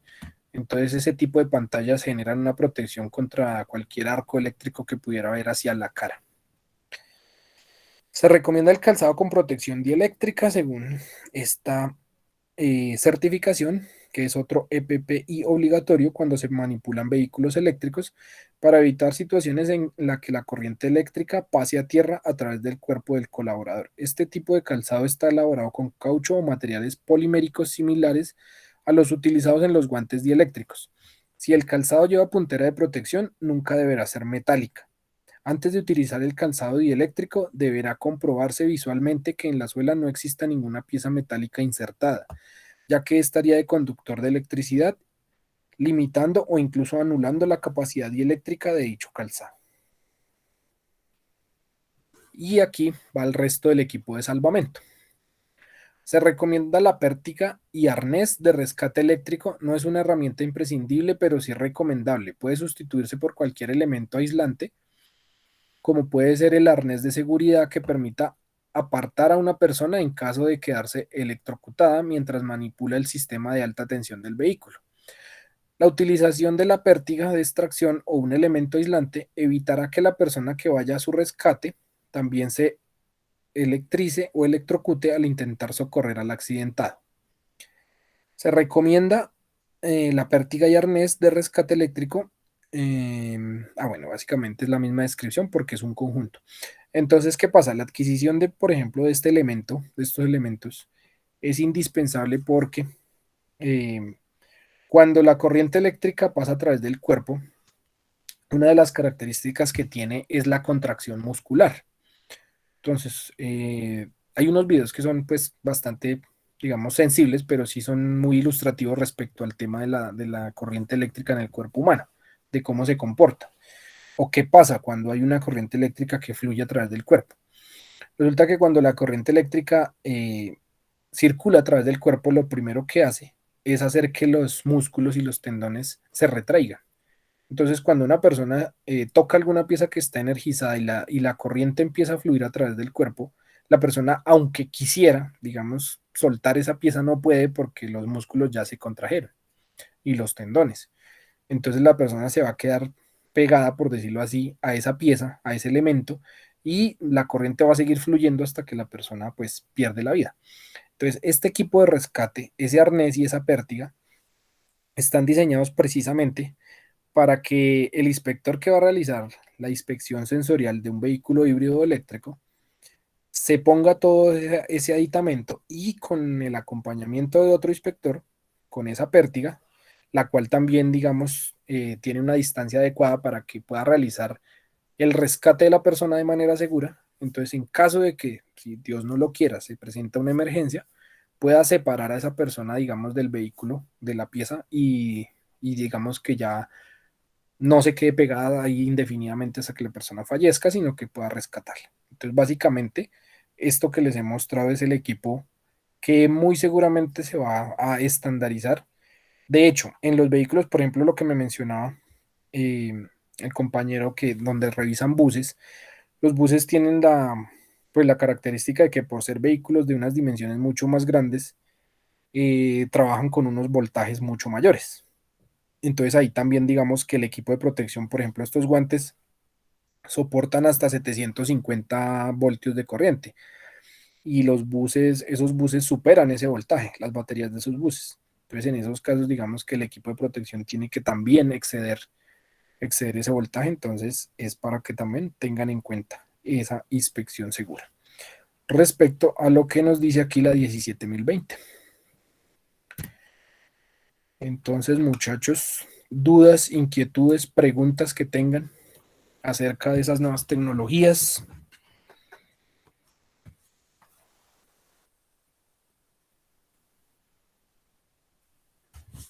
Una pregunta, ¿cuál era la resolución, el numeral que hablaba sobre los elementos de protección? Bueno, entonces ya le muestro la diapositiva específica. Entonces, tenemos la resolución, es la terminada en 39485. Y tenemos aquí, al final, esto es del artículo 6. Sí, esto es artículo 6. Al final del artículo 6 de esa resolución nos habla de los operarios o inspectores de los centros de diagnóstico automotor no podrán manipular los sistemas como baterías y cableados de los vehículos. Entonces en la resolución lo menciona. Y en el cumplimiento como tal de ese ítem por la ISO 17020, en el numeral 6 nos menciona, el organismo de inspección debe disponer de instalaciones y equipos adecuados y suficientes para permitir que se realicen todas las actividades asociadas con la inspección de manera competente y segura. Por ejemplo, el compañero, el que trabaja con vehículos pesados, ¿cómo realizan, por ejemplo, la instalación de la sonda de muestreo en los cabezotes o en los vehículos que tienen, digamos, el exhausto, la chimenea elevada? ¿Tienen una escalera o cómo ubican el opacímetro y la sonda?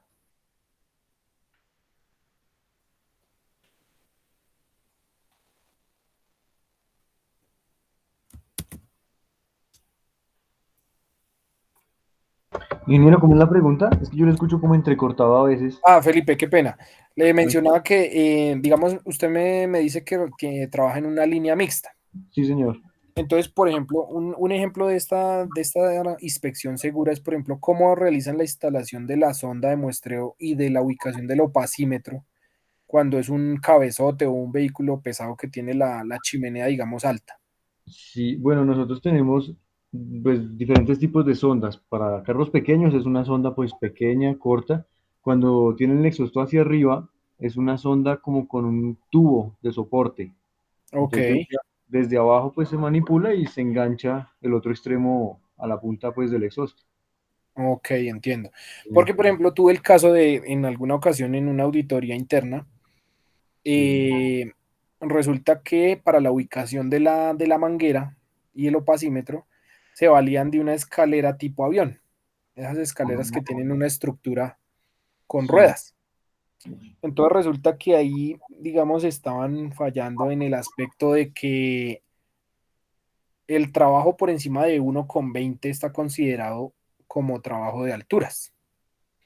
Y la altura a la que subían en esa escalera era más o menos unos 2,50 aproximadamente. Entonces, obviamente, digamos, por ejemplo, ahí aplicaría también una no conformidad porque los operarios que realizan esa inspección deberían contar con curso de alturas y tener documentado los elementos de protección para realizar esa actividad de esa manera. Entonces, es básicamente lo mismo. Entonces, ahí lo que hay es un riesgo eléctrico, entonces también tiene que estar documentado los elementos de protección y el cómo se va a hacer la inspección de manera segura. Entonces, básicamente es esa, digamos, la observación respecto a la resolución que salió para eléctricos y lo que contempla la 17020 en la inspección segura que se debe realizar. No solo de esos vehículos, pero les quería poner el ejemplo para contextualizarlos respecto a las no conformidades que están poniendo ahora con esa inspección de vehículos híbridos y eléctricos. Bueno, les quería preguntar, ¿han tenido ya la oportunidad de pronto de realizarle prueba de emisiones contaminantes a un vehículo híbrido? Nuevamente yo, ingeniero, sí, señor. Como le comentaba, el Corolla híbrido, Sí, pues no se le pudo efectuar la prueba de gases porque pues al soltar el pedal de acelerador, él corta el motor térmico y el motor eléctrico. Entonces, pues no se puede obtener un ralentí. bueno, Sí. resulta que esa es una potencial no conformidad también, porque eh, el motor de combustión tiene una manera de encenderse y cada marca determina cómo lo configura. Entonces resulta que, por ejemplo, Toyota tiene una secuencia de pasos. Lo que pasa es que las marcas son muy celosas con esa información, pero lo que es Toyota, Kia, Hyundai, tienen una secuencia de pasos con la llave o con el botón de encendido, con el pedal del acelerador y la palanca de cambios, en la cual después de esa secuencia el vehículo de combustión se mantiene encendido. Entonces, digamos que esa partecita, digamos en otra auditoría interna en algún momento, en un CDA me dijeron, no, pues nosotros lo que hicimos para presentar la auditoría de ONAC fue que vino un técnico de Toyota, nos dejó el vehículo de combustión encendido y ahí nosotros le hicimos la prueba. Entonces, digamos que pues ese es un tema complejo que hay que documentar bien porque obviamente un auditor, digamos, si ya recibieron un vehículo híbrido para hacerle la revisión técnico-mecánica, el vehículo tiene la prueba de gases, tiene su registro, pero el CDA no sabe cómo justificar cómo encendieron ese motor, digamos que ahí hay también una falencia. Entonces, para que tengan también esa partecita en cuenta, porque los híbridos son un poco más problemáticos. El eléctrico simplemente, el software ya tiene, digamos, los software ya deben estar cumpliendo con la actualización de la resolución, en la que cuando se ingresa que el vehículo es eléctrico, descarta los ítems que corresponden y la prueba de ruidos y la prueba de emisiones contaminantes ya simplemente queda chuleada, digamos que ya pasa. Pero en los híbridos tenemos esa complejidad de que cada marca le pone una configuración, incluso en algunas marcas he estado tratando de averiguar, en algunas marcas el motor de combustión solamente se puede encender por OBD, o sea, por puerto de diagnóstico. Entonces ahí tendría que contarse con el escáner, saber utilizar el escáner para encender el motor de combustión y pues obviamente eso incurre pues en una complejidad mucho mayor para el tema de los híbridos. Entonces les quería también dejar ahí como esa inquietud para que empiecen a indagar porque las marcas son muy cerradas con ese tipo de información, pero es obligación también en 17020 se menciona que hay que tener las fichas técnicas de los vehículos, digamos, para saber qué es lo que se está revisando y cómo es la manera adecuada de revisarlo. Entonces, les dejo esa pequeña inquietud. No sé si tienen alguna duda adicional, algún comentario, cómo les pareció la capacitación, el módulo de hoy.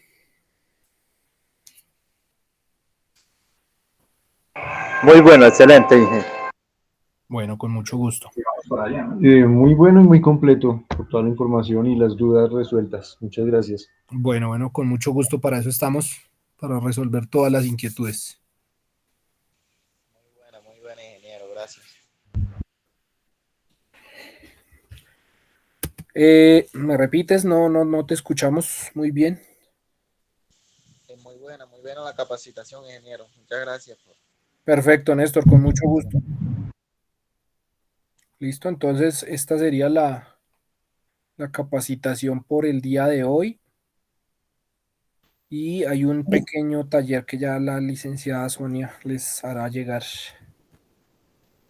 Bien, ingeniero, muchas gracias.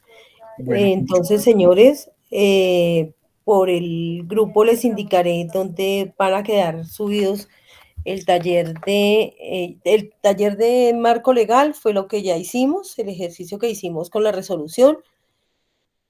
Voy a subirles entonces el taller de luces y el taller de tecnologías híbridas y eléctricas para que trabajemos el día lunes un taller, el día martes el otro taller. Sin embargo, vamos a estar, o sea, no nos vamos a conectar ni lunes ni martes porque vamos a estar trabajando esos dos ejercicios, pero con la responsabilidad y el compromiso que para el día miércoles ya tengamos esos dos talleres desarrollados. ¿Les parece bien? Sí, señora. Bueno, entonces en la plataforma yo les daré la respectiva indicación. Ahora en un ratico, no, mañana. Ahora les voy a enviar el taller que nos ha propuesto el ingeniero Jorge. Lo voy a enviar al grupo de WhatsApp para que lo vayan realizando. Ingeniero, ¿esta presentación quedó ahí en la plataforma? ¿O usted En- no, no, señora, ya se la envío para realizar el cargue porque no tenía la duda de cómo compartirla ahí, entonces ya se la envío. Perfecto. Entonces, Listo, si quieres, me la puedes enviar listo, listo, sí, al señor. correo y yo la subo ahora. Les voy a dejar el taller para que lo vayan mirando. ¿De acuerdo, señores? Ok, sí, señora, parece bien. Sí, señora. Perfecto. Bueno, muchas gracias, ingeniero Ramos, señores Néstor, Mucho Andrés gusto. Felipe e Ignacio. Entonces, estamos en contacto por el grupo de WhatsApp, ¿de acuerdo? Sí, señora, que descansen. Igualmente, feliz noche y feliz fin de Feliz semana. noche para todos, que estén muy bien, que descansen, gracias. Hasta Hasta luego. luego y muchas gracias por toda la información. Hasta luego, con mucho gusto. Feliz noche para todos. Gracias igualmente.